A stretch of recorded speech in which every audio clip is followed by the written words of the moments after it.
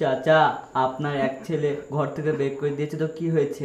আপনার আরেক ছেলে তো আছে, আপনি আমাদের বাড়িতে থাকবেন।